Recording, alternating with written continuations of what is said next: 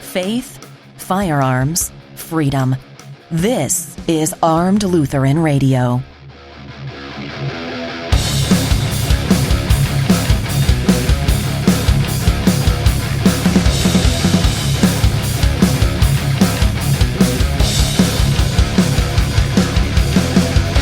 Welcome to Armed Lutheran Radio. This is episode 15, and I am your host, Lloyd Bailey, the Armed Lutheran. This episode brought to you by Cook's Holsters, American-made custom Kydex holsters with a lifetime warranty and a 100% satisfaction guarantee. Check out cooksholsters.com and use the promo code ARMEDPODCAST to take 15% off everything in the store. That's www.cooksholsters.com. Well, I hope you had a good week. Sergeant Bill and I are recovering from a same-day trip to Tulsa to shoot the Badlands Regional and Oklahoma State IDPA Championship. It was our fourth IDPA match in our third IDPA match in 4 weeks. Bill came by, picked me up at 3:15 a.m., and we chugged high caffeine energy drinks and headed north and just had a craptastically bad day. At least a craptastically bad day of shooting, let's put it that way. Had a really good time. We enjoyed the time with Bill. We laughed our heads off and acted like goobers, but that was really the only fun of it. The shooting was awful. I dealt with a couple of squib loads that completely threw off my mental game. I was the first shooter on the very first stage of the match, and 3 shots into the first stage, I had a squib, and that kind of threw me. Never had that happen before. Kind of freaked me out. I should have let them cycle me down to the back of the squad, but I quickly, reloaded 3 more rounds into my magazine and jumped right back in and just had a crappy stage. Thinking the whole time, all right, is it going to happen again? Well, it didn't. I got through the stage, but I didn't shoot it very well. The next stage, it happened again, but this time I actually had a round stuck in the chamber, and I could not get the gun to go back into battery, fortunately. So if it had gone a little further down the barrel, might have blown the gun up. Thank goodness that didn't happen. But I wasn't able to finish the stage. I then missed the stage briefing for stage 3 while I worked to get the gun back in action at a nearby safe area. Hammered the round out of the barrel, cleaned it up. Some help from Sergeant Bill. We got back to stage 3, which was a standard stage. It was, which of course I always love standard stages, right? This was 3 continuous strings, 17 total rounds. Interestingly enough, it wasn't limited, so you could make up shots. But it was 6 shots on 3 paper targets and 1 steel, freestyle from 25 yards. Then you run to another box 15 yards away from the targets. You shoot the same 3 targets 6 times. This time strong hand, and shoot another steel popper.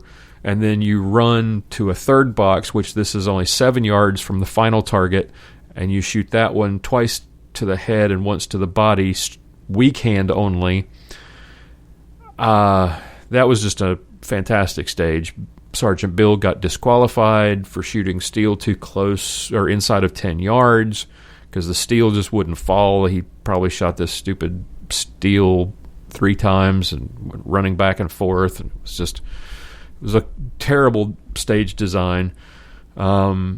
I got discombobulated as usual and shot the second string of targets instead of shooting it strong hand only. I shot it weak hand only and gave myself a bit of a penalty, at which point the scorekeeper SO said, well, that should be a failure to do right, even though I just penalized myself by shooting from 15 yards weak-handed. I hate stupid memory game stages, and Badlands always has them. Every year, dumb stages. Go back to my blog. I wrote entire articles called Talking Tactics about some of the dumb stage designs that they created. Stages 4 and 5 were so bad, they threw them out completely. Stage 4, they misinterpreted the stage description. There was one word that suggested that you may shoot the first 3 targets on the move, and then they crossed it out and said must, but they'd shot the first day with the word may. So they allowed people to shoot it 2 different ways. So they threw the whole stage out. Stage 5 was actually a decent stage for me. And then they came back and threw it out because you had 2 targets in the open that you had to move from one point of cover to another point of cover and expose yourself to those 2 targets on the way, but you couldn't shoot those 2 targets until you got to cover. It's a completely illegal stage. They threw it out. In fact, I found that out on stage 6 as we were sitting waiting to shoot. We found out that they threw that one out. I had just finished shooting stage 4 when they came in and said, don't even score it, don't even tape the targets, we're throwing the whole stage out because of one word. So that's kind of 20% of the stages were disqualified because they were poorly administered or poorly designed. Yeah. And the SOs didn't seem to know the rules in a couple of places. They penalized people for things that they shouldn't have been penalized for, and we had to call the match director to get clarifications, and the area coordinator had to get involved several times, and he was just there to shoot the match and have a good time, but he ended up working. Then we ended up waiting an hour to shoot stages 7 and 8, and those 2, the same squad shot one and then shot the other. It was one of those where you had 2 stages in the same bay, and it just took forever. And then another hour and a half wait to shoot stages 9 and 10.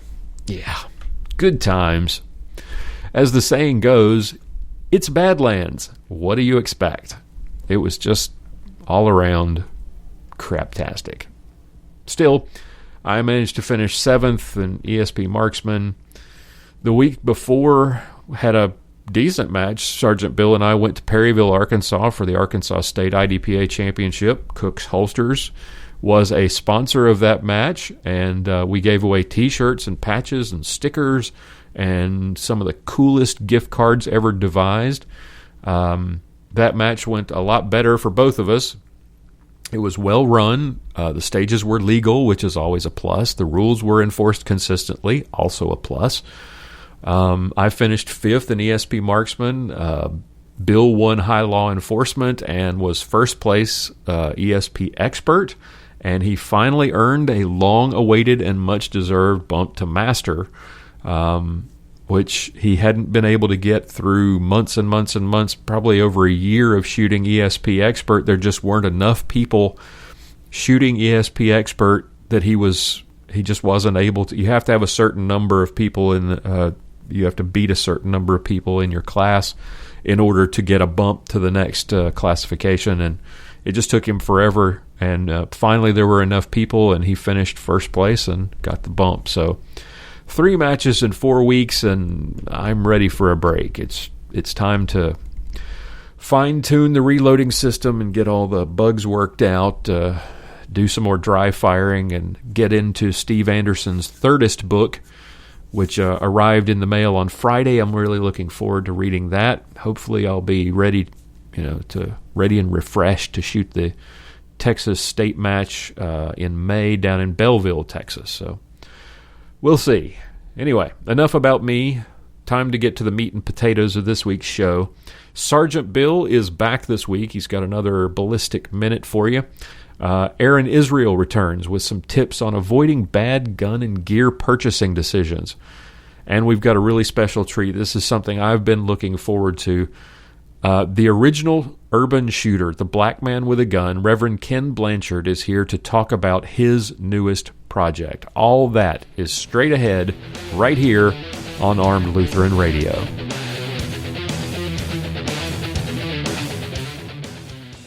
Hi, I'm Wayne LaPierre of the National Rifle Association. You know, NASCAR drivers like to say that losing isn't an option. But when it comes to defending your right to keep and bear arms, I say losing is never an option. Call 1-888-JOIN-NRA now. Stand up with me to defend America's firearm freedoms and hunting traditions. Let's cross the finish line with an all-time record of 5 million NRA members. Call now, 1-888-JOIN-NRA.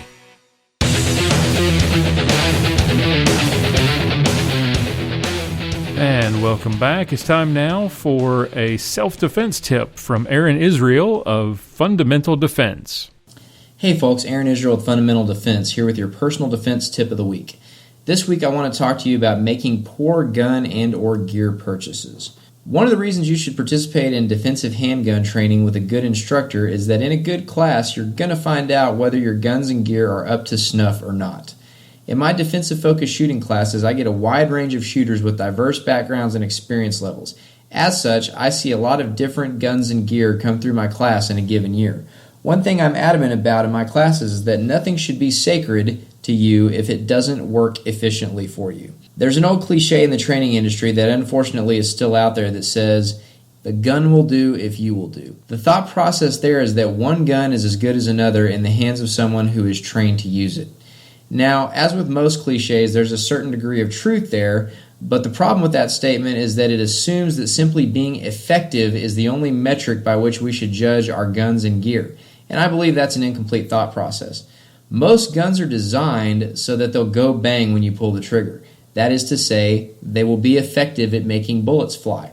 However, if you can't get a good grip on your gun because it doesn't fit your hand, or you can't efficiently operate it because of cumbersome mechanical safeties, then it's my job as an instructor to tell you that you need to get a different gun, and if possible, to offer you a more efficient option during the class. It would be an extreme disservice to you as a student if I were to let you to suffer through a class because you made a bad purchase at the gun shop when you probably didn't know any better. Sometimes the gun is, in fact, a big part of the problem, and it might be bigger than just you not being trained. The same goes for your gear. If you have a cheap, flimsy holster that doesn't retain the gun well, you're going to have problems efficiently presenting the gun from the holster, and I'm going to either loan you a new holster or suggest that you go buy a new one before continuing to train with something that clearly doesn't work well. Now, every now and then you may find yourself being forced to learn the hard way about a bad purchase. Assuming safety isn't an issue, I may allow you to disagree with me on your poor gun or gear purchase if you're real adamant about it. But more often than not, you're likely going to find out during class that you're having issues that other students with more efficient guns and gear aren't having. Sometimes that's a good way to learn things. I say all this to make the point that there is such a thing as a bad choice when it comes to guns and gear. There are certain types of guns that may be great to own, but that won't work well for personal defense. It never ceases to amaze me when students find themselves shocked by issues they have and saying things like, "It's never done that before." That right there is why it's important for you to get to a class and learn under a competent instructor. It may be the case that you have gear that looked like a good idea on the internet or at the gun shop, but that isn't an efficient option for you for personal defense. So go out and get to a class where you can put your guns and gear to the test, because nothing is sacred if it doesn't work. Find us on the internet at www.fundamentaldefense.com, and thanks for tuning in.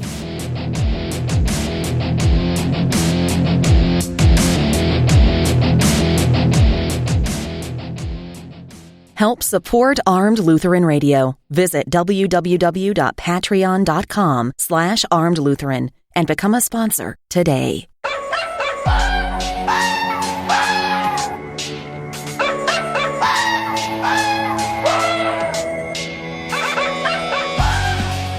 Welcome back to Armed Lutheran Radio. Time now for another Ballistic Minute with Sergeant Bill Silvia. This is your Ballistic Minute with Sergeant Bill. Today's topic: what's in your range bag? Well, there's the obvious things you need in your range bag. Your gun, maybe a spare gun. Your mags, maybe spare mags. Ammo, holsters, mag pouches, eye protection, ear protection. But then there's a lot of other little things that some people will sometimes put in the range bag, sometimes not. This is pretty much a comprehensive list of what I put in my little bitty range bag that I take to practice, matches, anywhere I may go that I need my gun and gear. Shooting in the Texas heat, one of the things that will be one of the most important tools in your range bag will be a face towel. A nice clean towel, small little hand towel, something you can wipe the sweat off your face. I also have a cleaning rag, just a small rag that I can wipe off magazines or wipe down a gun or whatever I may need. I've got a metal squib rod in case I or somebody else has a hand load that didn't have any powder, only has a primer, gets a bullet stuck in a barrel, can use that squib rod to bang it out of the rifling of the barrel. I've got my IDPA rule book. I've got a pen or a marker.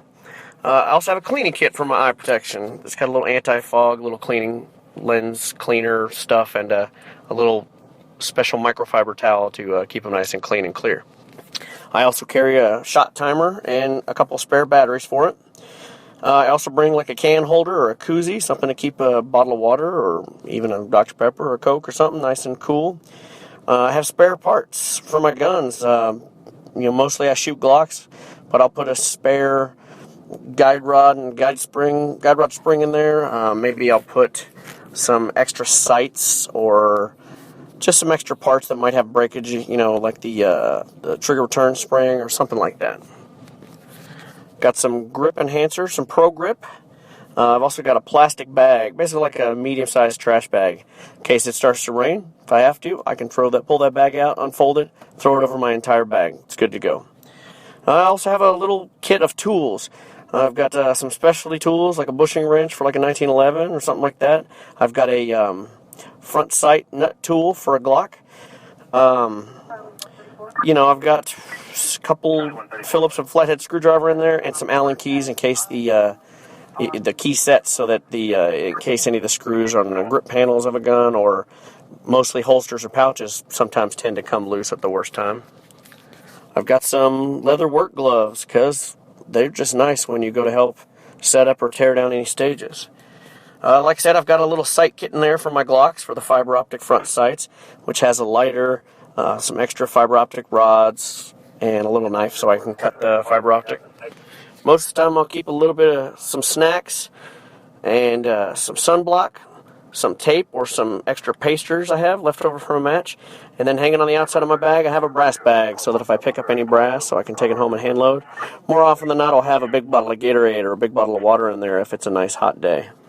So that's what I have in my range bag. What do you have in your range bag? Is there anything that I had in mind that you don't have in yours, or is there anything that you have in yours that you find as a necessity that I didn't have in mine? This has been your Ballistic Minute with Sergeant Bill.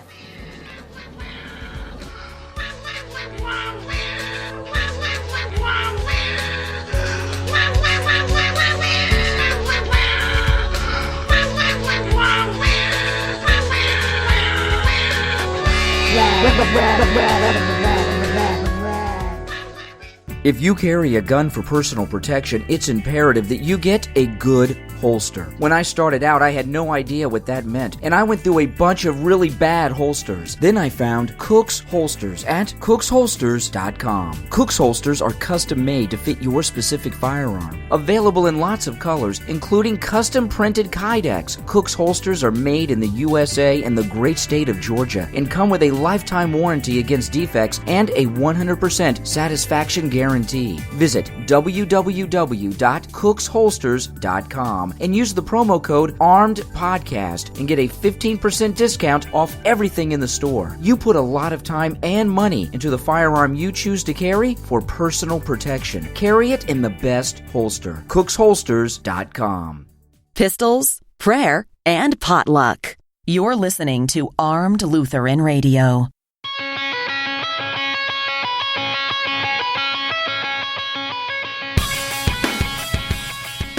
Welcome back to Armed Lutheran Radio. I am honored to be joined by the host of my Favor Righteous podcast. He served in the United States Marine Corps. He's worked for a government agency that we will not name. He's been a firearms instructor, a pastor, a speaker, an author, a podcaster, and for over 20 years, he's been a tireless advocate for our Second Amendment rights. The original black man with a gun, Reverend Kenn Blanchard, joins us now. Kenn, welcome to Armed Lutheran Radio. Man, thank you, and what a great intro that was. I put a little thought into that. It's like, who is he talking about? Man, it's a pleasure to be here, and thank you for having me. Well, thank you for being on the show. Well, when I first started listening to Pro Gun podcasts, yours was the one I gravitated to, and that's why I'm so excited to have you on. It's available on iTunes and Stitcher, by the way. Just a little plug there. So for those of you who haven't heard of it, shame on you. Where have you been? You definitely owe it to yourself to check out Black Man with a Gun. There's others that I listen to regularly, but for some reason, well, I know exactly the reason. You're the reason. The urban shooter, Black Man with a Gun, has always been, you're just upbeat and uplifting, thoughtful and fun. Even when you're having a bad week, somehow you still find a way to make it positive, and I really look forward to hearing you every week. I bet people are wondering, why does he use such a racist name, right? Well, that's one of the things we'll get into, because you're up to 470 episodes now, right? Yeah, man, I've been doing it for a minute now. Let's get into it. Like, how did you get started? Where does the Black Man with a Gun name come from? What led you to go from, firearms instruction to podcasting? Well, when I was a kid, I loved radio. I always wanted to be a broadcaster. Always wanted to be a personality. All my favorite toys that I got for Christmas or my birthday were either toy guns or something that could do audio recording. I got the reel-to-reel, the cassette. I had it when it first came out. I had all the stuff. When somebody's record player broke, they brought it to me. I would take it apart, and I couldn't get it back together. But I had to mess with it. I was an engineer in training. And when podcasting came out around 2005, I kind of heard about it, but it wasn't really for me yet. I've always been a geek. Always wanted to be in electronic stuff. So when I was a guest on a podcast in 2007, and the guy said, "Man, this thing is not too hard. All you got to do is get this and this and this, and you can get it done." And I thought, I got a piece of a laptop. I'm going to buy a microphone, and I'm going to make this thing happen. And I'm down in the basement, and all that stuff from my childhood came back. I was so happy. I didn't even mind that it was freezing down in the basement next to the washing machine. And the wife was like, "Why are you still downstairs? What are you doing?" I was like, "I'm talking." She's like, "To who?" I said, "I don't even know who's on this thing, but I'm having a good time." That's right. And the podcasting began for me in 2007. The Urban Shooter, I picked that name just because urban, for the most part, people think is a person of color, but that's not necessarily the case. It just sounded good. I thought you just lived downtown. Yeah, right. And I kind of worked with that for a while. And the long term, before all of that happened, since 1991, I've been a gun rights activist. I've worked with the National Rifle Association, the Second Amendment Foundation, Gun Owners of America, different state legislatures on helping concealed carry get passed across the country. I've been involved in the ministry in my early time before I was a pastor. So I would give the Christian perspective to the Southern Baptists, to the traditional people that you see that always argue for gun control. Right. And I became known as, "Where's that black guy? You know that black guy that's always talking about firearms?" It's like, "Yeah, me, the black man with a gun." They go, "Yeah, yeah, yeah." And I thought, you know what? I'm going to keep that. That'll work. And I was reading some old history stuff, and I found a guy by the name of Robert F. Williams, who was radical back in the 60s. He had a book called Negroes with Guns, and he advocated for return violence for violence, and the NAACP kicked him out, and he became considered a communist and a whole bunch of stuff. He went to Cuba, exiled, and it was a big mess. But that name, I thought, all right, I'll make my book the updated version of that, and I called it Black Man with a Gun. So after probably 4 or 5 years of podcasting, all my marketing gurus and people that I follow said, "I know you got the Urban Shooter show, but maybe you want to just make it all just one thing. Everything just be you, Black Man with a Gun, the book, Black Man with a Gun, the advocate, the gun rights guy, the guy who has almost got kicked out of 2 churches by being pro-gun." Right. That's me, man. Yeah, you talking about the radio thing. That's exactly what drew me to this, because when I was in college, I interned at the college radio station, absolutely fell in love with radio, found out after I got out of college that there was no money to be made in it unless you're really good and have, it's who you know. Yeah. You're in a big market, and I was in a small market. So I've always loved it. being behind the microphone, playing the music, doing the commercials, all of that stuff, everything about it I loved. And so when I started listening to you, I actually thought, man, I'd kind of like to do that. I love radio. I would like to do that again. I don't know whether I can do it. And you're the person that I sort of bounce questions and ideas off of. And when I was thinking of starting the show, and so thank you for what you've done and what you continue to do for people like me who are trying to get their voices out there. Oh, you're most welcome, man. All right. You got to share the passion. Yep, exactly. All right, so before we get to your newest project, you got a big project coming, and I'm really excited about it. I want to get a little personal for just a minute, because 2 weeks ago on episode 13 of my show, Pastor John Bennett and I were fisking this article from one of the blogs at Christianity Today, and it's entitled, "Why All Christians Can Back Better Gun Control." And the author in that piece had this passage, and I immediately thought about you. And I wanted to run this by you, and I mentioned it in the show. I would love to run this by you and get your reaction. So here's what she wrote. Consider first the effects of gun violence on our nation's poor. Gun violence is most prevalent in poor communities, a reality that has hit African Americans the hardest. In fact, gun violence is the leading cause of death among African American men ages 1 to 44, and 54% of all homicide victims are African American. Since they are most affected by gun violence, it's not surprising that African Americans support gun control by a margin of 68 to 24%.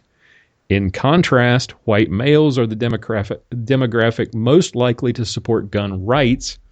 This statistical discrepancy suggests that the ideology of one group is wreaking havoc on another. I wanted to get your take on that. Well, if you frame the question in a way that they do, it's really easy to get skewed statistics. Mm-hmm. The words gun and violence shouldn't even be together.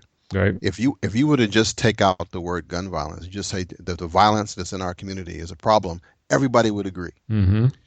But when you say gun violence, then you actually can add something to it that nobody can say anything about. See, a gun is apolitical. It can stir emotions and get folks all riled up. And when you don't know about something, you can quickly assume that must be what's the problem. Mm-hmm. As soon as you get these same people, who voted, it's the gun violence, and you tell them, when's the last time a firearm has walked down the street and shot people? As soon as you start talking common sense to people, and they go, it's not the gun, it's the criminals, it's the gangbangers, it's the mob. It's right. Mm-hmm. But that doesn't sound sexy, so they cut that part out. But if you frame the question, if you say, don't you want to stop the killing of innocent black children? And everybody's going, yeah. It's easy. It's easy to put the thing there with the gun violence statement. Nobody wants violence. White, black, pink, green.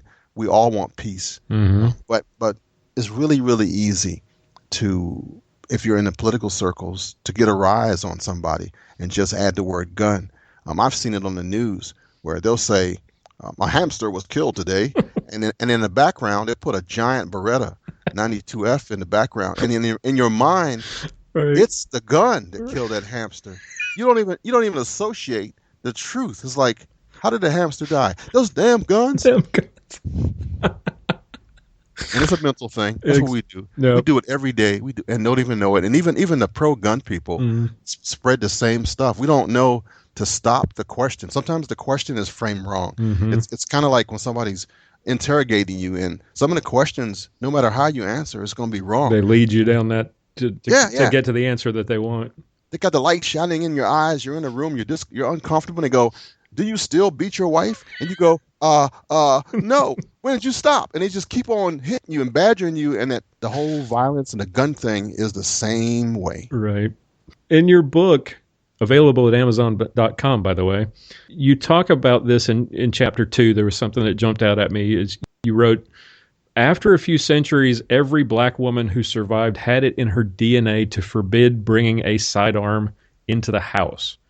I've heard you talk about this before. For those who don't know the racist history of gun control, the black codes, and everything going back to Jim Crow, those who don't understand why the black community is so supportive of gun control, could you kind of share some of your insight into why that is? Yeah, this one actually, I'm gonna have to do probably a booklet all by itself. I didn't realize how nobody has really talked about it, but here's the secret. When you have a family that's ruled usually by the matriarch of the family, everybody had a grandmother or a great aunt that kind of ruled the household in an African American family. Mm-hmm. Well, this matriarch did not want her sons or her nephews or her grandchildren, her grandsons, to be summarily pulled out of their house for having as little as a musket ball or a bullet on their persons. Mm-hmm. Since the 1700s, there has been laws that forbid people of color to have anything of self-defense. And these mothers, to protect their kids, would forbid them from having a firearm. They didn't want their children hanging from a tree. No. They didn't want a mob to pull them out. Nobody even cared about the Second Amendment or the U.S. Constitution because we weren't even thinking that we were citizens at the time. Right. So when you don't know you have a right, you will gladly give it up. So you have decades and decades of families of mothers who don't want their kids to be bad, like the Johnny Cash song talked about, mm-hmm. Oh, mama, I didn't play with guns. It's the same thing, that if you have a gun, you're a bad kid. Right. That whole mentality has been handed down without any reason, without any explanation. And then when we moved from the South to the great cities, mama went with us. And mm-hmm. those same fears came because now the laws were, if you're not hunting, why do you need that firearm? Right. I don't want you to be in jail. Get a good education. The gun was just this tool that was going to possess you, and you become this evil person that would kill. And the laws that were in the cities were all specifically made to hinder people of color, the Chinese, the mm-hmm. Italians, the Africans, whoever, mm-hmm. All about control. Yep. And if you want to keep your family safe, no guns in my house. Right. Just pure self-preservation. Yes. Yeah. Well, that brings us to your newest project. It's interesting because, and the reason I kind of smiled when I found the new website, because, and this is funny, you remember back when the Powerball lottery got so high and everybody was going crazy, they were going out and buying tickets. Mm-hmm. I was on my way, I worked late one night, I was on my way home, just trying to pass the time, keep from falling asleep. And it was the night of the drawing, and I'm thinking to myself what everybody does, what would you do with the money if you won? And after all of the usual stuff, pay off the debt and fund my retirement and college for the kids and all that good stuff, mm-hmm. I was thinking, what would I do with the rest? There's going to be a buttload of it left. Right. I would love to create an organization that preaches the Second Amendment to minority communities, that changes that dynamic, that fights local ordinances that try to keep poor citizens in the inner city from owning guns, that teaches people about firearms safety, that goes out and actually helps them get their carry permits, helps them pick out guns, all that good stuff. And then I thought about you, and it was like a cold blanket. It was a cold blanket. I was like, oh yeah, Kenn talked about this, because you wanted to be, as you put it, the Black Moses for gun rights, and you've been that, but bringing the people to the promised land has been a tough slog for you, and it's cost you friends and jobs and animosity with family members, time, effort, blood, sweat, and tears. And here you are with a new project, and I really like what I'm seeing here. It's called gunmovement.org. So tell us what is it about and what your plans are. Where are you going with this? I really like what I see. What I'm trying to do is actually early January of this year, I got a chance to hook up with some guys who are starting a group to try to do exactly the same thing. They called it 2AO.org, mm-hmm. Yep. The Second Amendment organization. I mean, they had it was almost everything that I had tried for the last 20 years. They had it all down to like bullet points. Mm-hmm. They were going to do the bus tour. They were going to do the training and coast to coast. They were going to find the inner city folks, and they were trying to reach out to the minority people. And I thought, man, this is awesome. And then we went to SHOT Show to mm-hmm. try to sell our idea to the industry, and the industry was like, yeah, but I don't know. I don't know how you guys are going to pull it off. And I was watching their faces as we were giving our presentation, and I thought, they're not buying this. This is difficult because of the people. People make this thing happen. So when we got back, we were all disgruntled, and we thought, wow, we blew it. Nobody's moving the needle. Nothing's going to happen. And I thought, I've been doing this for 20 years. Yep.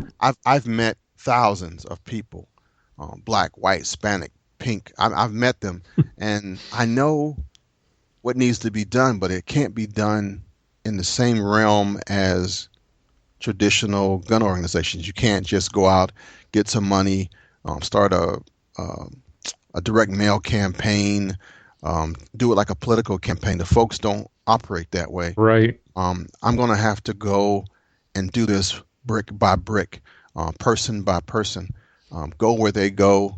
And as I started thinking about it, I said, you know what? I am hardwired to do this. This is like evangelism for me. This is my Damascus experience. I saw the light. I'm about to go, and no longer do I have to worry about losing my job because I'm no longer where I was. I don't have any of those pressures on me. Right. When I was pastoring a church, they could not stand that on any given Sunday somebody would come in from France or Italy or some crazy places and go, we really want to see your pastor. And they were like, oh, this is great. How do you know him? They said, well, he's the black man with the gun. Man with the gun. And the old deacon would go, oh. So I thought, yeah, it's not going to last much longer. So the big letters on the back of your truck were probably not. I had to change my truck for that. Yeah. So I thought, yeah, I'm just going to not be a burden to you guys. I'm still preaching. I'm still ministering to people. I'm still doing the work of Christ, but I can't do it in these walls. Me and John the Baptist would have hung out better. And then I thought, all right, I have the technology. I know about the SEO, the word stuff. I know that there are just a lot of people who are out here. They're on Facebook. They're starting the minority community, blacks, Asians, Latinos. They're actually shooting, but they're not in the fold. You won't find them at the annual NRA meeting. They don't care about Toby Keith playing. No. So I thought, all right, even though I love some Johnny Cash, I have to go where my people are. So I created this thing, and I thought, it's a movement. Let me just call it what it is. And the URL was available. And I thought, man, this is too easy. This is the gun movement. And it's going to be exactly what you were saying if you hit the lottery. Exactly, verbatim. But I have to do it one person at a time. So I went to Facebook and I started dropping breadcrumbs and talking to people. And then I'm not building it by brick and mortar. I'm asking folks to tell me your story. Right. Let me know what got you into this thing. And I'm finding all the key players, the firearms trainers, the strong advocates for shooting that are out there, and I'm inviting them to be the leaders of this thing.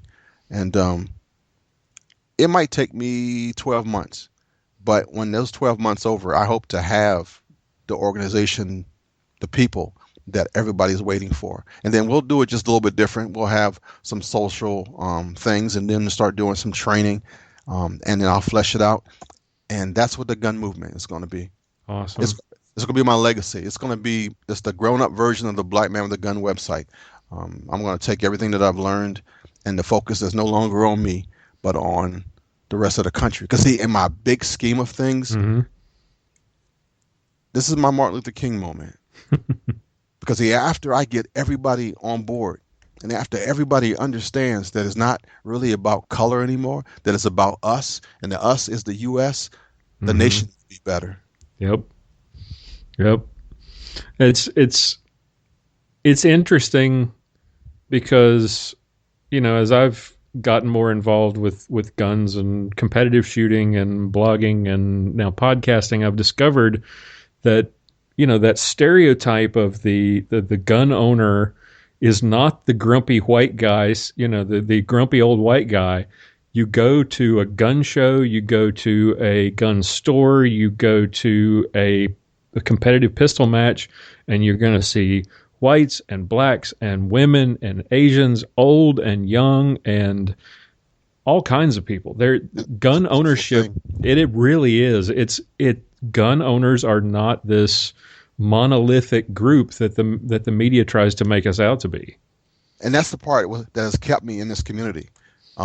When I go anywhere in the gun community, whether it be the NRA annual meeting or Second Amendment Foundation's gun rights policy conference, wherever it is, wherever it be a competition, shoot, it's the people that are gun owners that are the people that you would want as your neighbors, the folks that you would borrow a lawnmower from, or you would say, check on my house when I'm gone. Yep. They are the citizens that you care about. The folks who fly Old Glory are the best in our nation. Absolutely. So you've gotten some new voices and some familiar voices to start out with you. Michael Woodland, who is on your podcast every week and does a great job with his marksmanship and self-defense tips. You got Rick Ector, who is an instructor. Fill me in on his background. Rick, I've heard him on your show before. He's an instructor from the Detroit area. Is that correct? Yeah, Rick was actually robbed in his own yard. Oh. And as a result, decided never again, and went to the NRA and became a firearms instructor of multiple disciplines, became a training counselor, and he probably trains 300-400 people a year. Fantastic.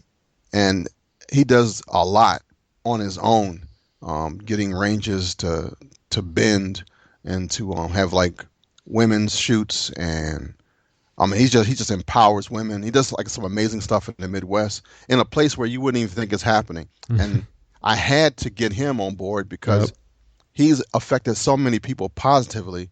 I need his brain power. I need what he's done, and he brings a great story too. How it's amazing how many people in this industry, we've all had sort of that experience where, Rick was affected by the robbery in his front yard. For me, it was the crazy guy coming to our front door looking for my wife in the middle of the night, and all I had was a claw hammer, and I decided the next day I'm getting a gun.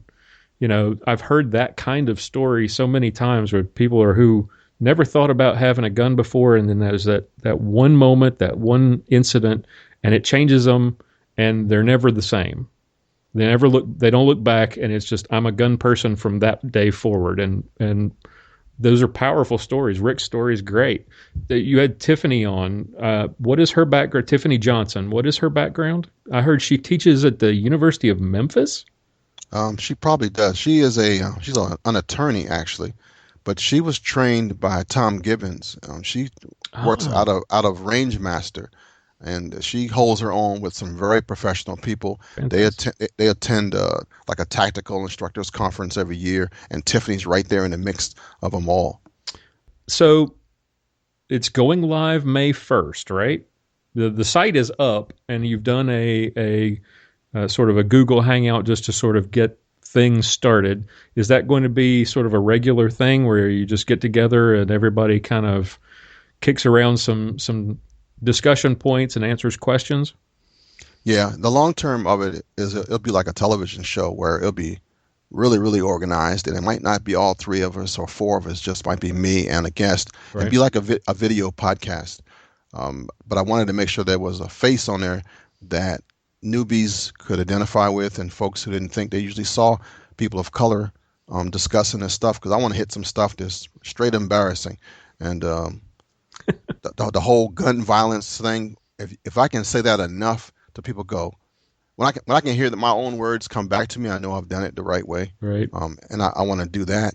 The show and the whole blog, I've learned over time that it takes a while for Google to find you, for the SEO to happen. So even though my launch date officially is the 1st of May, I had to put something there. So once I hit my public relations and press releases and sent it out to every channel, if I got, 3 or 4 eyeballs looking at it. I wanted them to be able to read something right. and to see something there. So I've been trying to populate it with some stuff. Just to bait the hook, because I think it's going to be great. I'm really looking forward to it. So I'm assuming it's going to be some blog posts. It's going to be some video. It's going to be some audio. It's going to be a little of everything starting out. Yeah, because I actually have to build the people. Everybody that you see that's written for it has an audience already, and bringing them all together in one place. Mm-hmm. I like it. I'm really excited about it. Like I said, it's just strange that I had that thought that night, the night of the Powerball, and then thought about you, and now see you picking this up and really running with this. And this is that was prophetic, dude. It really is weird. It's, and I'm not taking any kind of credit for it. I'm just thinking, this is amazing. He had this. You are the person to do it. If anybody's going to make it happen, it's going to be you. See, I'm gonna have to keep this recording for when I'm feeling low, because you said some stuff, man, that but I keep forgetting. If you followed me in my podcast, you probably know me better than my relatives. You've heard my spirit poured out on this thing. You've heard my tears. You've heard me lament on stuff, and you know me. You really understand me. So I can't even. I'm almost blushing over here because of that. And I think that is what has always made your show special to me, because it's like you said, you call yourself our brother from another mother, and it's like we've gotten to know you over the years, and you keep it personal, but the great thing is that when you come to the show and you say, man, the world's beat me down this week, that's the last we hear of it beating you down. You keep it positive, and it's just, like I said, there are other podcasts that I listen to, there are others that I like, but I always keep coming back to yours because it's just up, and the other things that you've done over the years, the Unnamed Church and Blanchard Media. I love everything you've done, and like I said, you are the person. If it's gonna happen, you're the person to make it happen. And Thanks, so, Bobby. Appreciate that, man. All right, man. He is the black man with a gun, our friend and brother from another mother, Kenn Blanchard. Thank you for being here. Thank you for your service to our country. Thank you for your continued efforts to protect our Second Amendment rights. I'm so honored that you could spend a little bit of time with us. And the Black Man with a Gun podcast is available on iTunes and Stitcher. Another little plug there.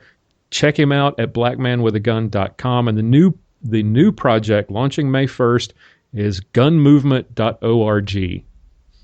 God bless you, brother. By the way, God bless you, man. Thank you so much. In case nobody's told you lately, we love you, and there ain't a darn thing you can do about it. Oh, man. Thanks for joining me. Shalom.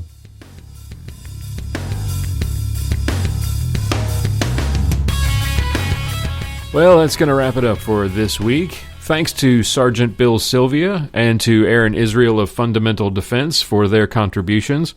And a special thank you to the Reverend Kenn Blanchard for joining me on the show.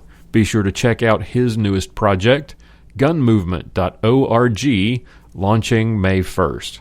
And be sure to join us again next week. Until then, keep shooting, keep praying. We'll talk to you next time.